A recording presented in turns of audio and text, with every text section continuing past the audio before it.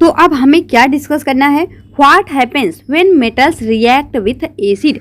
क्या होगा, जैसे हमने देखा मेटल का मतलब क्या होगा जब हम मेटल को ऑक्सीजन के साथ में छोड़ देते हैं, क्या होगा जब हम मेटल को पानी के साथ में छोड़ देते हैं, अब क्या होगा जब हम मेटल को एसिड के साथ में छोड़ देते हैं।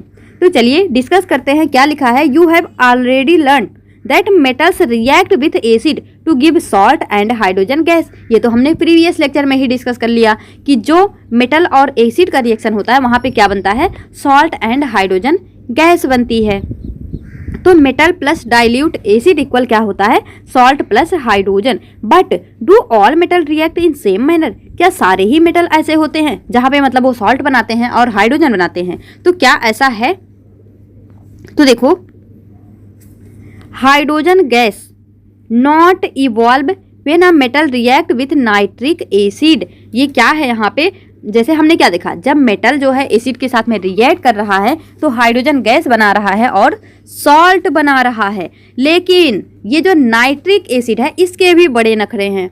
नाइट्रिक एसिड भी क्या है, एक एसिड है, लेकिन hydrogen gas not evolve when a metal react with nitric acid. लेकिन जब नाइट्रिक एसिड के साथ में कोई मेटल रिएक्ट कर रहा तो यहाँ पे हाइड्रोजन गैस नहीं बन रही। इट इज बिकॉज, ऐसा क्यों होता है, because HNO3 is a strong oxidising agent. जो HNO3 है ये स्ट्रॉन्ग ऑक्सीडाइजिंग एजेंट है। It oxidise the H2 produced water. जो मतलब यहाँ H2 तो बना लेकिन लास्ट में हमें मिल नहीं रहा है।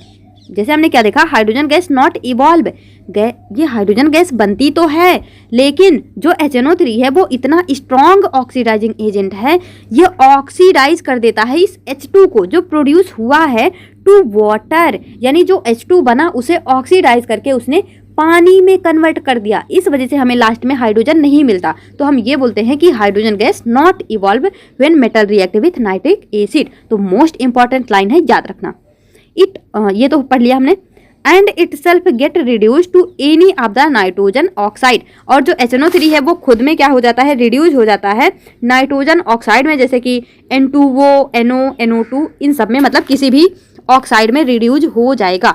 But magnesium and manganese react with very dilute HNO3। लेकिन देखो अब यहाँ पे क्या है, बोल रहा है कि जब मेटल जो है रिएक्ट करता है नाइट्रिक एसिड के साथ में तो यहाँ पे हाइड्रोजन गैस इवॉल्व नहीं होती है। लेकिन एक पॉइंट ये है कि मैग्नीशियम और मैग्नीज भी मेटल हैं, मैग्नीशियम और मैग्नीज भी क्या हैं, मेटल हैं, लेकिन फिर भी ये वेरी डाइल्यूट HNO3 के साथ में रिएक्ट करते हैं और हाइड्रोजन गैस को इवॉल्व करते हैं। भले ही यहाँ पे बोल दिया कि मेटल नहीं देते H2 गैस HNO3 के साथ में, लेकिन दो मेटल ऐसे हैं जिसमें से मैग्नीशियम और मैग्नीज जो कि क्या करते हैं, यहाँ पे हाइड्रोजन गैस को इवॉल्व करते हैं HNO3 के साथ में। तो ये यहाँ से हम समझ सकते हैं कि क्या है, एक्सेप्शन है। अब देखो, you must have observe that the rate of formation of bubble was the fastest in case of magnesium। Magnesium के केस में फास्टेस्ट बबल बनता है। the reaction was almost the most exothermic in the case, मतलब इस case में जो reaction था most exothermic था। Reactivity decrease in the order magnesium, aluminium, zinc और iron. In the case of copper, no bubble were seen and temperature also remained unchanged. This shows that copper does not react with dilute HCl। तो यहाँ पे ये भी हमारा complete हुआ। Next देखो, बात करते हैं एक्वारेजिया की। क्या है, do you know about aqua regia. तो क्या है एक्वारेजिया के बारे में। Aqua regia Latin for royal water is a freshly prepared mixture of, याद रखना किसका फ्रेशली प्रिपेयर्ड मिक्सचर होता है, कंसंट्रेटेड हाइड्रोक्लोरिक एसिड। अब यहाँ पे देखो कंसंट्रेटेड की जगह अगर डाइल्यूट लिख दिया तो ये गलत हो जाएगा। तो concentrated hydrochloric acid and concentrated nitric acid in the ratio of 3:1, 1:3 नहीं 3:1। तो ये रेशियो याद रखना। और ये याद रखना, concentrated hydrochloric acid and concentrated nitric acid in the ratio of 3:1। It can dissolve gold, मतलब ये इतना ऐसा होता है कि ये गोल्ड को भी डिजॉल्व कर सकता है। Even though neither of these acid can do so alone, लेकिन और ऐसा कोई भी एसिड नहीं है जो ऐसा काम कर सके, लेकिन एक्वारेजिया ऐसा है, ये इतना हाईली कोरोसिव होता है कि ये गोल्ड को भी क्या करता है, डिजॉल्व कर सकता है। Aqua regia is a highly corrosive fuming liquid, it is one of the few reagent that is able to dissolve gold and platinum, gold और प्लेटिनम को भी ये डिजॉल्व कर सकता है। How do metal react with solution of other metal salt, अब तक तो हमने देखा मेटल को हमने ऑक्सीजन में रख दिया क्या हुआ, पानी में रख दिया क्या हुआ, फिर हमने मेटल को एसिड में डाल दिया क्या हुआ। अब हमें पढ़ना है how do metal react with solution of other metal salt. अब हम मेटल को अदर मेटल सॉल्ट में ही रखेंगे और देखेंगे यहाँ पे क्या हो रहा है।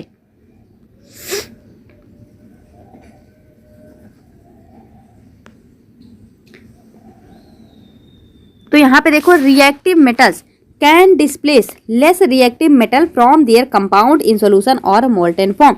तो यहाँ से एक बहुत ही अच्छे लेवल का क्वेश्चन भी मतलब बनता है इनके रिएक्टिविटी, जब हम आगे डिस्कस करेंगे तो एमसीक्यू वाले सेशन में देखना। जैसे मतलब ऐसे 3-4 रिएक्शन लिख देगा, फिर पूछेगा कि मतलब कौन किसको डिस्प्लेस कर रहा है, तो ये हम रिएक्टिविटी से सॉल्व करते हैं। तो याद रखना जब भी मेटल को अदर मेटल सॉल्ट के साथ में हम रिएक्ट करवाते हैं तो वहाँ पे क्या होता है, रिएक्टिव मेटल, जो रिएक्टिव मेटल होता है वो डिस्प्लेस कर देता है जो उससे लेस रिएक्टिव होता है from their compound in solution और मोल्टेन फॉर्म। तो ये जो है ये चीजें अभी आपको आगे और भी अच्छे से क्लियर हो जाएंगी। आगे देख लो, we have seen in previous section all metal not equally reactive, ये तो हमने देख लिया। We check reactivity of various metal with oxygen water acid, ये भी देख लिया। But all metal do not react with these reagent, ये भी देख लिया। So we were not able to put all the metal sample we have collected in decreasing order of their reactivity. Displacement reaction study in chapter 1 give better evidence about the reactivity of metal। मैंने आपको first chapter में ही बताया था, जो displacement था मैंने बोला था कि ये आपको और भी अच्छे से समझ आएगा जब हम metal or non metal discuss करेंगे, जब हम उसकी रिएक्टिविटी डिस्कस करेंगे। तो चलिए अब हमारा समय आ चुका है रिएक्टिविटी सीरीज को पढ़ने का। तो देखो यहाँ पे A displace metal B from this solution it is more reactive than B. जैसे यहाँ पे metal A salt solution of B, तो यहाँ पे सॉल्ट सोल्यूशन ऑफ ए बन गया, यानी ए ने बी को भगा के बी का जगह खुद ले लिया। तो हम इस बेस पे कहते हैं कि जो ए है वो मोर रिएक्टिव है। तो विच मेटल कॉपर और iron is more reactive according to your observation in activity. तो बोल रहा आपके हिसाब से क्या है क्या नहीं, तो वो सब देख लेंगे। तो चलो अब आ चुका है समय डिस्कस करने का रिएक्टिविटी सीरीज। तो यहाँ पे क्या है, रिएक्टिविटी सीरीज, कौन कितना फास्ट रिएक्ट कर रहा है। The reactivity series is a list of metals, ये मतलब पूरे मतलब मेटल्स का एक पूरा लिस्ट है, arranged in the order of their decreasing activity, कि मतलब इनकी जो एक्टिविटी है वो किस तरह से डिक्रीज हो रही है। After performing displacement experiment the following series knows as reactivity or activity series has been develop. अब ये मत सोचना कि रिएक्टिविटी से डिस्प्लेसमेंट रिएक्शन आया था, नहीं, डिस्प्लेसमेंट रिएक्शन परफॉर्म करवा के हमने यहाँ पे रिएक्टिविटी सीरीज के ऑर्डर को निकाला है। ये पॉइंट भी क्लियर रखना थोड़ा सा। तो अब यहाँ पे देखो क्या है हमारा एक्टिविटी सीरीज में। सबसे पहले ये आपको याद होना चाहिए, क्या है यहाँ पे, potassium, sodium, calcium, magnesium, aluminium, zinc, iron, lead, hydrogen, copper, mercury, silver, gold. तो देखो सबसे मोस्ट रिएक्टिव जो होता है वो होता है हमारा पोटेशियम, फिर इससे भी रिएक्टिव होता है, मतलब इससे थोड़ा सा कम होता है हमारा सोडियम। तो उसके बाद जो है यहाँ पे जैसे जैसे नीचे आते जाएंगे रिएक्टिविटी डिक्रीज होती जाएगी और नीचे बिल्कुल नीचे आते आते ये बिल्कुल ही क्या हो जाएगा, लेस रिएक्टिव हो जाएगा। तो अब इनके रिएक्टिविटी के बेस पे कई सारी चीज़ें डिस्कस करेंगे, तो आपको ये जो है पूरा सीक्वेंस अच्छे से याद होना चाहिए। तो अब देखो ये सीक्वेंस याद रखना, यहाँ से जो भी मतलब डिस्प्लेसमेंट वगैरह के क्वेश्चन बनेंगे आपसे हो जाएंगे। अब डिस्कस करेंगे how do metal and non metals react, मतलब मेटल और नॉन मेटल। अब तक तो हमने मेटल को देखा, अब हम बोल रहे हैं कि एक खुरापात करते हैं कि मेटल और नॉन मेटल को ही रिएक्ट करवा देते हैं और फिर देखते हैं कि क्या होता है।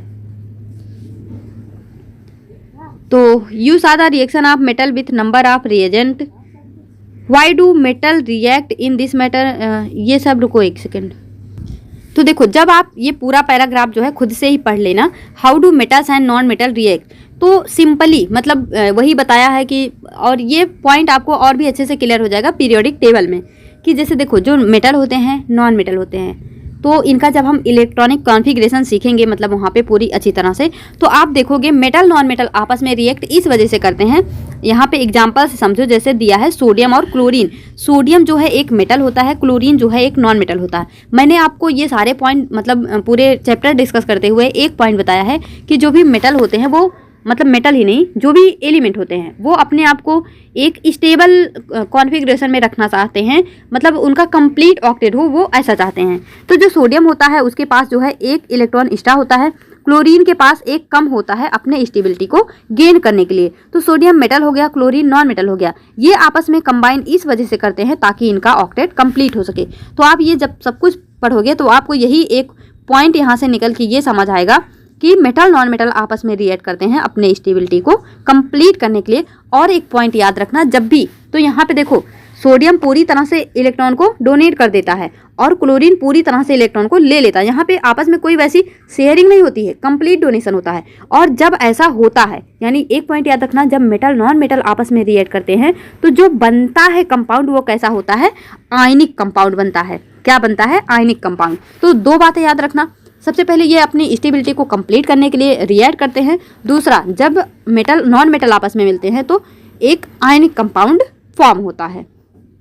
तो अब हमें यहाँ से पढ़ना होगा मतलब आयनिक कंपाउंड के बारे में। तो आप जो है पूरा पढ़ लेना, कुछ भी यहाँ पे खास नहीं है। जैसे आप देखोगे, अब आप सोचो कि प्रोटॉन, इलेक्ट्रॉन, न्यूट्रॉन, ये सारी चीज़ें आपको क्लियर होंगी क्योंकि हमने स्ट्रक्चर ऑफ एटम ये सारी चीज़ें पढ़ी ली हैं।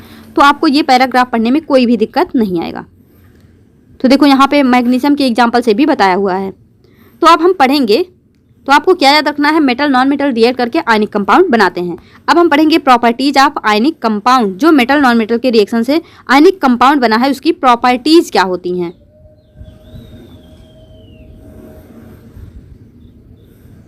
यहाँ पे कुछ मेल्टिंग पॉइंट, बॉइलिंग पॉइंट है, आपको याद रखने की आवश्यकता नहीं है। अब देखो यहाँ पे है general properties for ionic compound. Ionic compound के जनरल प्रॉपर्टीज की बात करेंगे यहाँ पे। तो आप देखो क्या है, सबसे पहले फिजिकल नेचर। क्या है हमारे पास, physical nature. Ionic compound are solid and are somewhat hard because of the strong force of attraction. यहाँ पे इनके बीच में स्ट्रॉन्ग फोर्स ऑफ अट्रैक्शन की वजह से ये कैसे होते हैं, सॉलिड होते हैं और कैसे होते हैं, हार्ड होते हैं। Between the positive and negative ion these compound are generally brittle and break into pieces when pressure is applied. जो आयनिक कंपाउंड होते हैं कैसे होते हैं, ब्रिटल, यानी इस पे एक हथौड़ा मारोगे तो ये बिखर जाएंगे, ऐसे टाइप में। मेल्टिंग एंड बॉइलिंग पॉइंट की बात करें, ionic compound have high melting point and boiling point.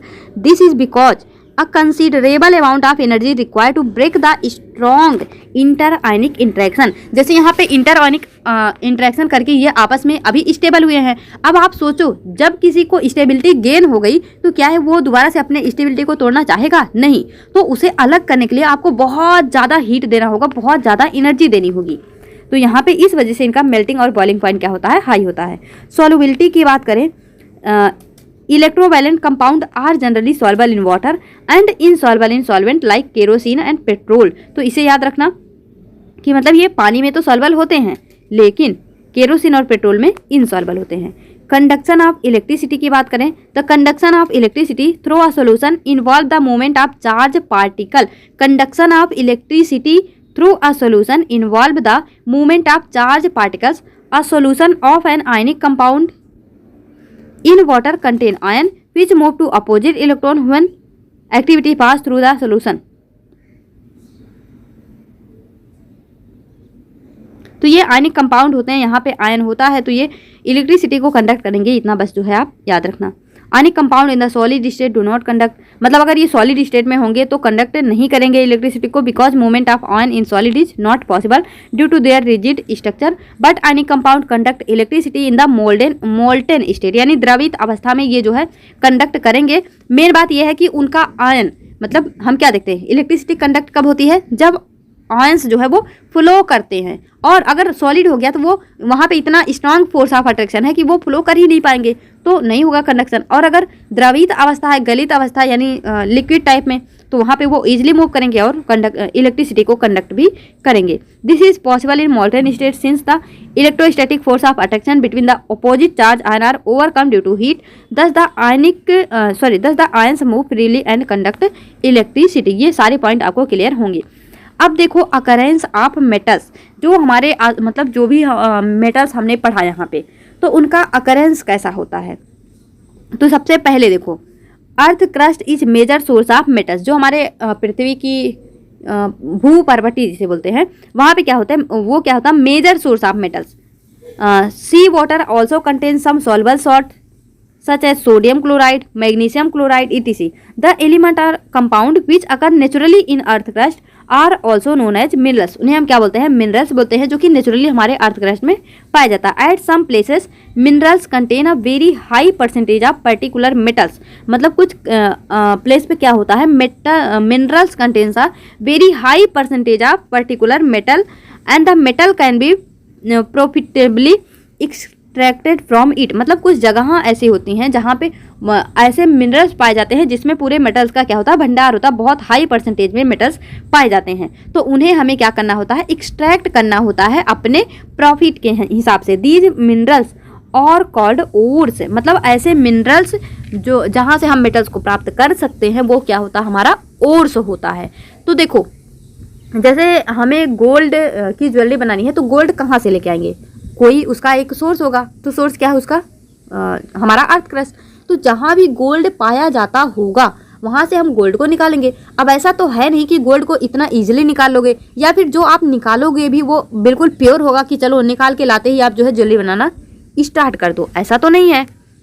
तो अब हम यहाँ पे समझेंगे कि किस तरह से एक्सट्रैक्शन ऑफ मेटल जो है किया जाता है, किस तरह से मेटल को हम एक्सट्रैक्ट करते हैं, अलग करते हैं उन मिनरल्स या फिर ओर्स से।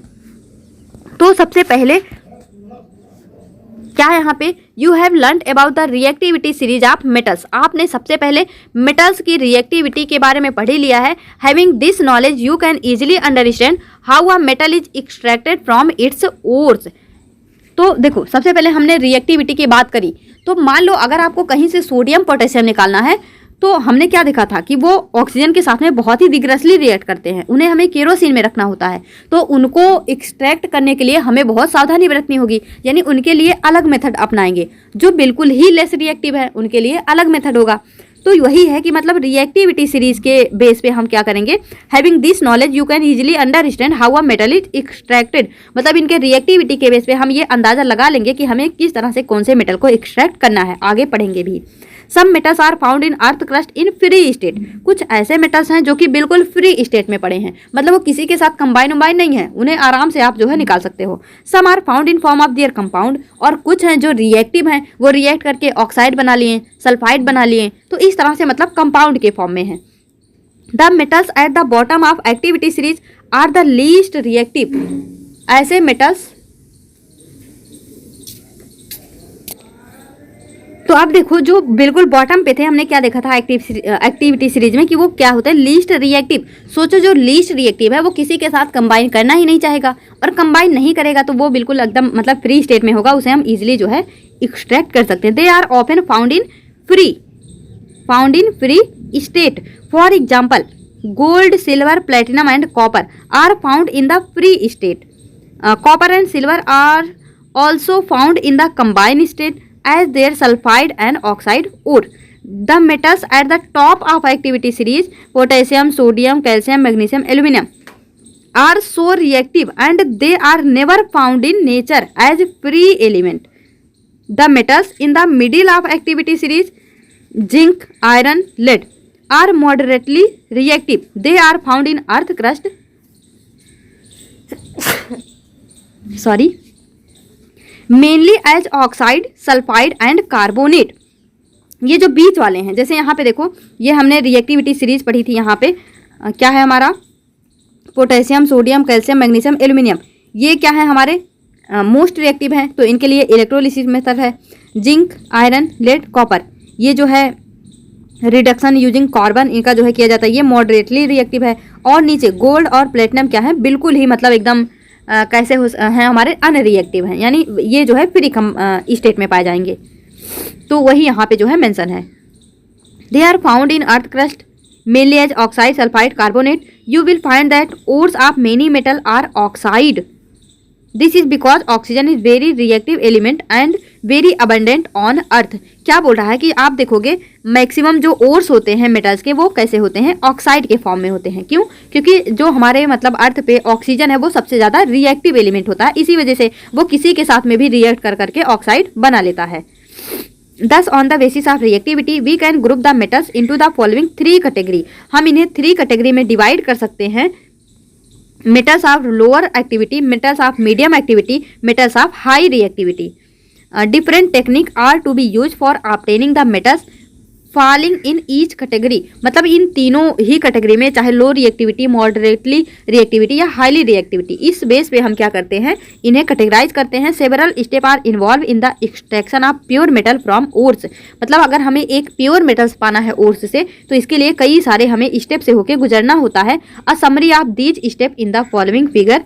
Each step is explain in detail in the following section. जैसे सबसे पहले हमने आप यहाँ पे एक समरी देखा और फिर इसके बारे में डिटेल देखेंगे कि मतलब किस तरह से इनको जो है अलग किया जाता है। तो सबसे पहले देखो हमारे पास क्या है, ओर्स है। क्या है? ओर्स है, जहाँ से हमें क्या करना है, मेटल को एक्सट्रैक्ट करना है। तो ओर्स में सबसे पहले क्या है, concentration of ores. Concentration of ores की बात करें तो सबसे पहले metals of high reactivity, metals of medium reactivity, metals of low reactivity. जो मेटल्स ऑफ हाई रिएक्टिविटी है जैसे सोडियम हो गया, मैग्नीशियम हो गया, इन सब का, तो इनके लिए होता है इलेक्ट्रोलाइसिस ऑफ मोल्टेन और क्या होता है, प्योर मेटल। मतलब यहाँ पे हम केवल इलेक्ट्रोलिसिस करते हैं, उसके बाद डायरेक्ट हमें प्योर मेटल मिल जाता है, यानी बहुत ज़्यादा तामझाम नहीं है। अब अगर बात करोगे मेटल ऑफ मीडियम रिएक्टिविटी, तो यहाँ पे बहुत ज़्यादा तामझाम है।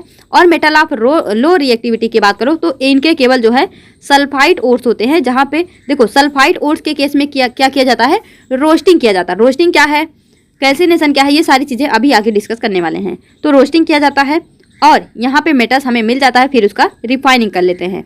और अगर मीडियम एक्टिविटी की बात करें तो यहाँ पे सल्फाइड के साथ में कार्बोनेट ओर भी बनते हैं। जैसे देखो लो एक्टिविटी में केवल सल्फाइड ओर होते हैं, लेकिन मीडियम रिएक्टिविटी में सल्फाइड ओर के साथ में कार्बोनेट ओर भी होते हैं। कार्बोनेट ओर के लिए हम कैल्सिनेशन करते हैं, सल्फाइड ओर के लिए हम रोस्टिंग करते हैं।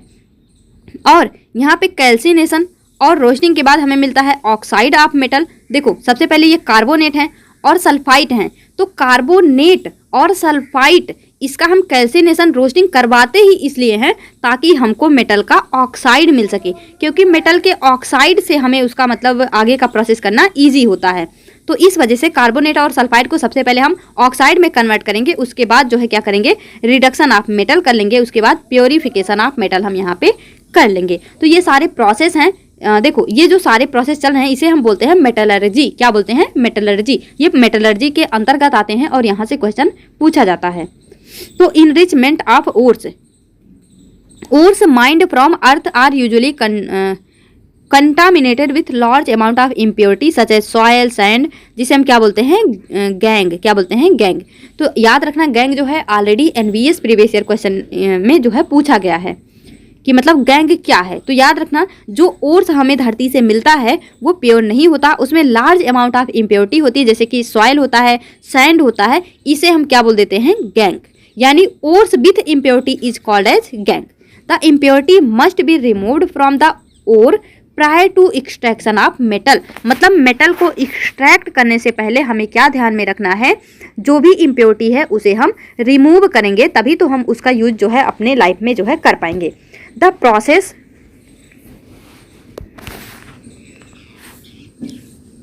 process used for removing the gang from the ores are based on different between the physical and chemical property of the gang and the ore. Different separation technique are accordingly employed. मतलब अलग अलग gang मतलब उसमें किस तरह की अशुद्धियाँ हैं, impurities हैं, उस बेस पे अलग अलग टेक्निक भी क्या होती हैं, बनाई जाती हैं। एक्सट्रैक्टिंग मेटल लो इन रिएक्टिविटी सीरीज, जो रिएक्टिविटी सीरीज में बिल्कुल नीचे हैं, लो हैं, उन्हें हम किस तरह से क्या कर सकते हैं, एक्सट्रैक्ट कर सकते हैं, ये हमें देखना है। तो ये बहुत ही मतलब बेचारे रिएक्ट तो कर नहीं रहे हैं, यानी कोई कंपाउंड तो बना नहीं रहे हैं, यानी फ्री स्टेट में पड़े होंगे, तो इजीली ही हम इनको क्या है, एक्सट्रैक्ट कर पाएंगे। Metals low in activity series are very unreactive the oxide of these metal can be reduce to metal by heating alone. मतलब इनमें आपको कुछ भी नहीं करना, आप अगर इन्हें केवल हीट कर देते हो तो भी कोई दिक्कत आपको नहीं होने वाला है। केवल हीट करके भी प्योर मेटल यहाँ से पा सकते हो। फॉर एग्जाम्पल सिनेबार HGS, याद रखना सिनेबार का जो फॉर्मूला होता क्या होता है, HGS is an ore of mercury when it is heated in air it is first converted into mercury oxide. देखो चाहे हमारे पास कार्बोनेट हो चाहे सल्फाइड हो कुछ भी हो, हमें सबसे पहले उसे उसके ऑक्साइड में कन्वर्ट करना होगा।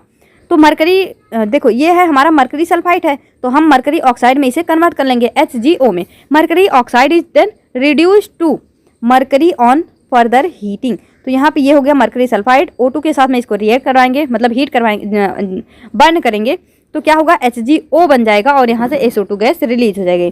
तो अब ये जो HgO बना है इसे इजीली हीट कर दो तो O2 यहाँ से मतलब जो ऑक्सीजन गैस है वो आराम से निकल जाएगी और जो Hg है हमारा जो मरकरी है वो हमें इजीली प्योर फॉर्म में मिल जाएगा। Similarly copper which is found as copper sulphide in nature can be obtain from its ore by just heating in air. इसको भी क्या करो जस्ट यहाँ पे एयर में हीट कर दो तो कॉपर ऑक्साइड मिल जाएगा और कॉपर ऑक्साइड को फिर से यहाँ पे हीट कर दो तो हमें कॉपर मिल जाएगा और सल्फाइड यहाँ से SO2 गैस रिलीज हो जाएगी। तो ये तो बहुत ही सिंपल हो गया, केवल उसको मतलब ऑक्साइड में कन्वर्ट कर लो अगर नहीं है, और अगर ऑक्साइड में है तो डायरेक्ट हीट कर दो और वहाँ से ईजिली जो है वो हमें प्योर फॉर्म में मिल जाएगा। अब जो सबसे बड़ा लफड़ा आता है वो आता है extracting metal in the middle of activity series. मतलब जो एक्टिविटी सीरीज के मिडल में है उन्हें हमें एक्सट्रैक्ट करने में बहुत ज़्यादा प्रॉब्लम होने वाली है, क्योंकि यहाँ पे इतने सारे स्टेप होते हैं। एक तो वो रिएक्टिव हैं, तो रिएक्टिव हैं तो ऊपर से मतलब कंपाउंड फॉर्म में होंगे, किसी ना किसी कंपाउंड के साथ में रिएक्ट करके कुछ ना कुछ कंपाउंड बनाए होंगे। तो एक बार देख लेते हैं क्या क्या है। The metal in middle of activity series such as iron, zinc, lead, copper ETC are moderately reactive. तो ये तो आपको रिएक्टिविटी सीरीज याद होगी, तो वहाँ से ये तो आपको याद ही होगा। These are usually present as sulphide and carbonate in nature. अब ये रिएक्टिव हैं तो ये मेनली किस फॉर्म में प्रेजेंट होते हैं, सल्फाइड के फॉर्म में या फिर कार्बोनेट के फॉर्म में। It is easier to obtain a metal from its oxide. मतलब इसके देखो हमने आपको पहले भी बताया कि मेटल को अगर एक्सट्रैक्ट करना है तो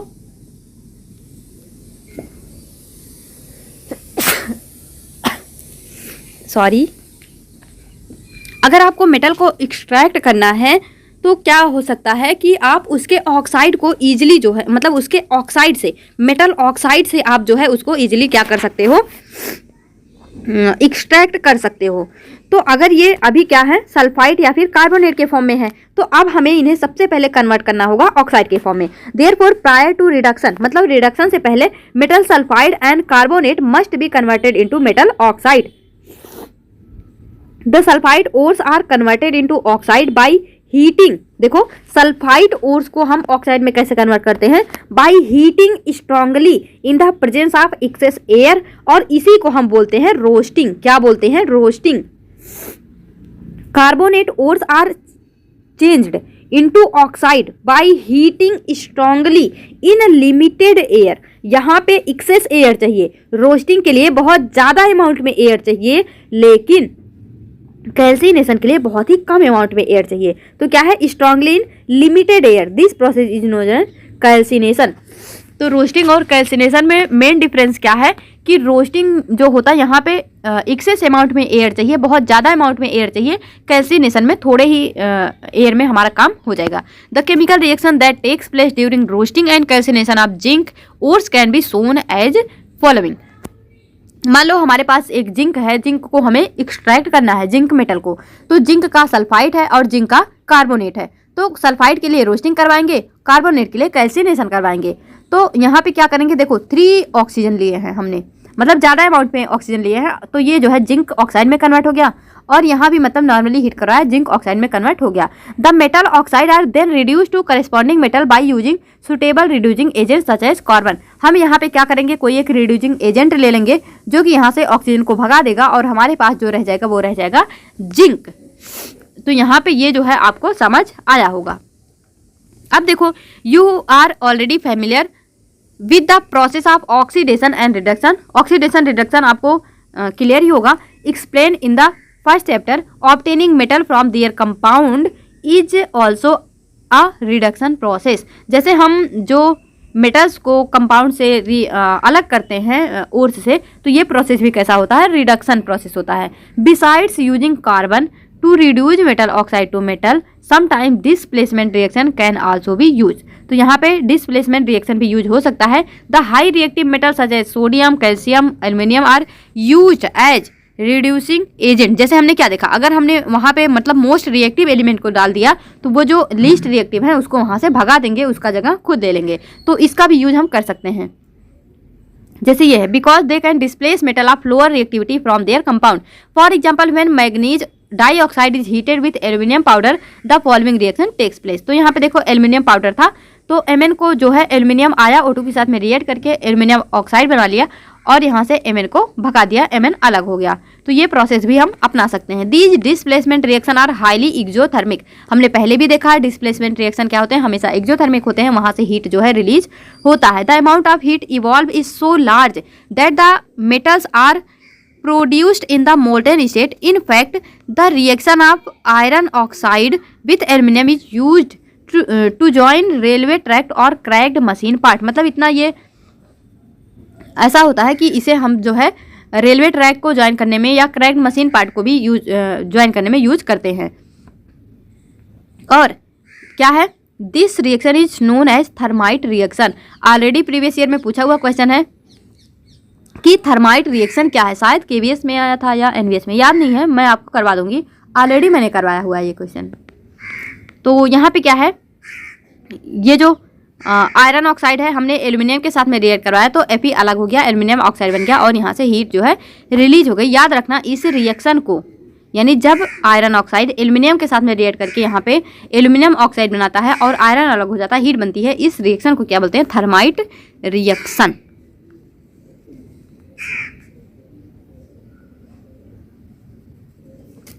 अब हम देख रहे हैं extracting metals toward the top of activity series. हमने बिल्कुल लोअर लेवल पे देख लिया, उसको तो डायरेक्ट हीट कर दो हो जाएगा काम। हमने मिडिल वाला देख लिया कि अगर कार्बोनेट है तो कैल्सिनेशन करवा दो, अगर सल्फेट है तो रोस्टिंग करवा दो, फिर उसको जो है रिडक्शन करवा लो। अब हम देख रहे हैं कि जो मोस्ट रिएक्टिव है उसे क्या करेंगे, उसका क्या करेंगे। The metals high up in reactivity series are very reactive, they can not be obtained from their compound by heating with carbon. For example, carbon cannot reduce the oxide of sodium, magnesium, calcium, aluminum. मतलब अभी तो हमने देखा कि मतलब reducing agent carbon को use करा लो और मतलब वहाँ पे क्या करो, अलग कर लो, लेकिन अब तो ये इसको रिड्यूस भी नहीं कर सकता क्योंकि ये बहुत ही क्या है, रिएक्टिव है। This is because these metals have more affinity for oxygen than carbon. ये तो कार्बन से ज़्यादा ऑक्सीजन के साथ में रिएक्ट करते हैं। These metals are obtained by electrolytic reduction. इन मेटल को हम कैसे पा सकते हैं, इलेक्ट्रोलाइटिक रिडक्शन के थ्रू पा सकते हैं। For example sodium, magnesium and calcium are obtained by the electrolysis of their molten chloride. क्या है, सोडियम, मैग्नीशियम और कैल्शियम को हम ऑब्टेन कर सकते हैं कैसे, इलेक्ट्रोलाइसिस प्रोसेस के थ्रू उनके मोल्टेन क्लोराइड से। Calcium are obtained by electrolysis of their molten chloride. The metals are deposited at cathode, the negatively charged electrode, whereas the chlorine is liberated at anode, the positively charged anode. जो chlorine है वो positively charge electrode पे जाएगा और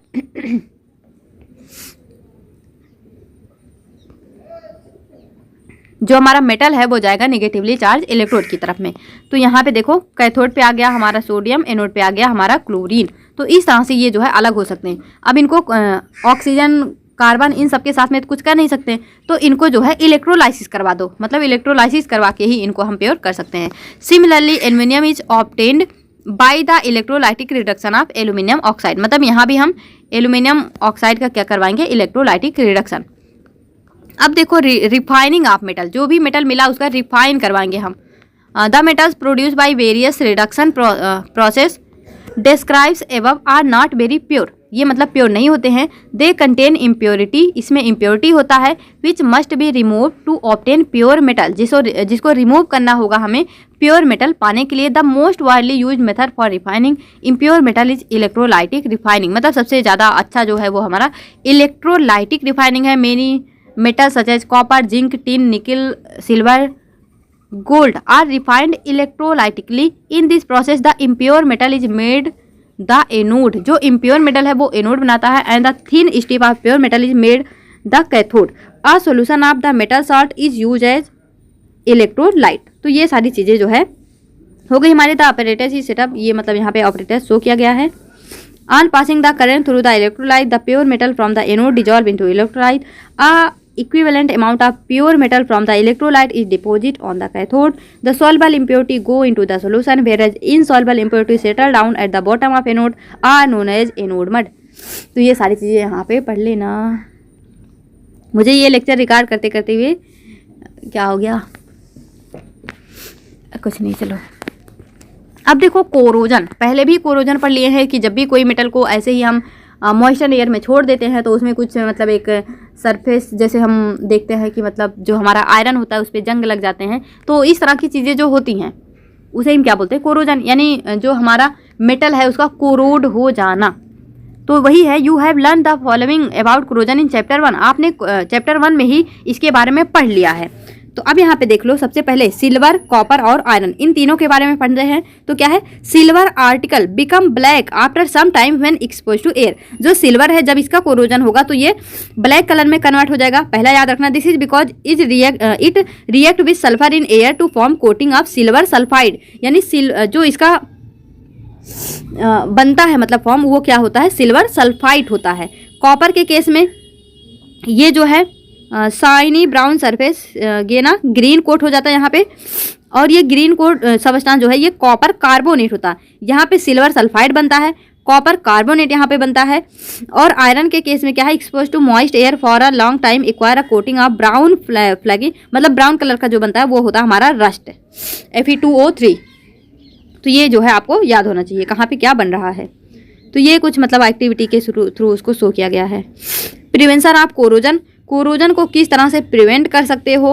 rusting of iron can be prevented by painting, oiling, greasing, galvanising, chrome plating, anodising, making alloys. Anodising तो हमने अभी discuss कर ही लिया था वो एल्यूमिनियम के बारे में, तो इसको थोड़ा सा फटाफट से पढ़ लेते हैं। क्या है यहाँ पे, प्रिवेंशन ऑफ कोरोजन, किस तरह से कोरोजन को हम प्रिवेंट कर सकते हैं।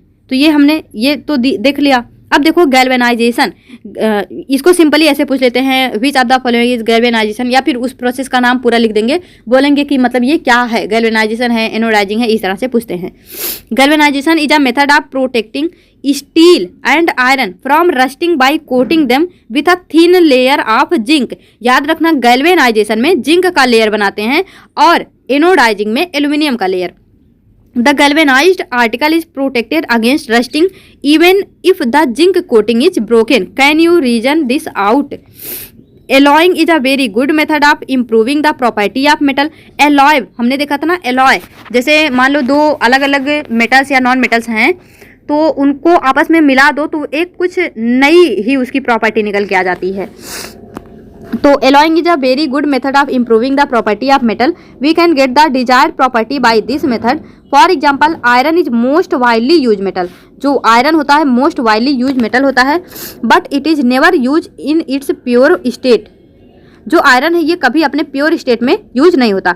This is because pure iron is very soft and stretch easily when hot. जो आयरन है मतलब वो अपने प्योर फॉर्म में बहुत सॉफ्ट होता है और इजीली क्या हो सकता है, स्ट्रेच हो सकता है जब उसे हॉट करते हैं। But if it is mix with small amount of carbon, कितना 0.05%, it become hard and strong. तो ये बहुत ही हार्ड और स्ट्रॉन्ग हो जाता है। When iron is mix with nickel and chromium we get stainless steel, जिससे हमारे बर्तन बनते हैं।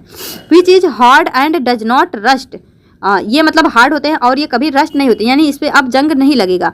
दस if iron is mix with some other substance its property change. In fact the property of any metal can be change if it is mix with some other substance. The substance added may be a metal or non metal. An alloy is a homogeneous mixture of two or more metal or a metal and a non-metal. It is prepared by first melting and primary metal and then dissolving the other element in it in definite proportion. It is then cooled to room temperature. तो देखो मैंने आपको जो है alloy के बारे में 9th में भी पढ़ाया था, जैसे वहाँ पे हमने ब्रास के बारे में पढ़ा था। तो वहाँ पे मतलब जो 3 एलिमेंट थे उनका परसेंटेज भी वहाँ पे मतलब दिया हुआ था कि कितने % में मिलाकर क्या बनता है। तो वही है यहाँ पे कि मतलब इस पूरे पैराग्राफ में आपको क्या मिला, आपको लगा होगा कि बस ऐसे ही पढ़ती हैं, हमें तो कुछ समझ ही नहीं आया। तो देखो सिंपल सा बात यही बोल रहा है कि जो आयरन होता है सिंपली वो ऐसा होता है, आपको तो आयरन दिखता होगा कि अरे नहीं वो तो बहुत हार्ड होता है, तो वो हार्ड नहीं होता, वो सॉफ्ट होता है। लेकिन उसे हार्ड कब बनाया जाता है, जब हम उसको कार्बन के साथ में मिक्स करते हैं, तब वो बहुत ज़्यादा हार्ड हो जाता है। और जब हम उसे जो है यहाँ पे मिक्स कर देते हैं निकल और क्रोमियम के साथ में, तो स्टेनलेस स्टील बन जाता है। तो इस तरह की प्रॉपर्टी मतलब उसकी चेंज हो जाती है। तो वही बोल रहा है कि कोई भी मेटल हो, जब उन्हें किसी भी मतलब मेटल या नॉन मेटल के साथ में, अदर मेटल नॉन मेटल के साथ में आप रिएक्ट करवाओगे तो उनकी प्रॉपर्टी चेंज की जा सकती है। और ये जो प्रॉपर्टी होती है इसे हम बोलते हैं, मतलब इसे हम बोलते हैं एलॉय। जो एलॉय होता है वो मेटल को मिलाकर या फिर मेटल नॉन मेटल को मिलाकर जो है बनाया जाता है। हमारे मतलब जो हमें चाहिए होता है उस हिसाब से हम उसको कन्वर्ट कर लेते हैं। अब देखो pure gold known as 24 carat gold is very soft, ये बहुत सॉफ्ट होता है। It is therefore not suitable for making jewellery. जो आप ज्वेलरी पहनते हो वो प्योर गोल्ड नहीं होता है, क्योंकि जो प्योर गोल्ड होता है वो बहुत ही सॉफ्ट होता है। It is alloyed with either silver or copper to make it hard. इसे भी हार्ड बनाने के लिए इसमें सिल्वर या कुछ अमाउंट में कॉपर जो है मिलाया जाता है। Generally in India 22 carat gold is used for making ornament, यानी 24 में से केवल 22 कैरेट गोल्ड जो है वो ऑर्नामेंट के लिए बनाए जाते हैं। It mean the 22 part of pure gold is alloyed with 2 part of either copper और सिल्वर, यानी उसमें से 2 पार्ट कॉपर या फिर सिल्वर होता है। If one of the metal is mercury, then the alloy is known as amalgam। अगर mercury का कोई मतलब एलॉय होता है तो उसके लिए हम टर्म यूज करते हैं अमलगम। तो मरकरी के लिए हम अमलगम टर्म यूज ही करते हैं। यहाँ से क्वेश्चन आया था AEES में शायद। The electrical conductivity and melting point of N alloy is less than that of pure metal. जो इलेक्ट्रिकल कंडक्टिविटी है या मेल्टिंग पॉइंट होता है एलॉय का, वो प्योर मेटल की अपेक्षा क्या होता है, लेस होता है।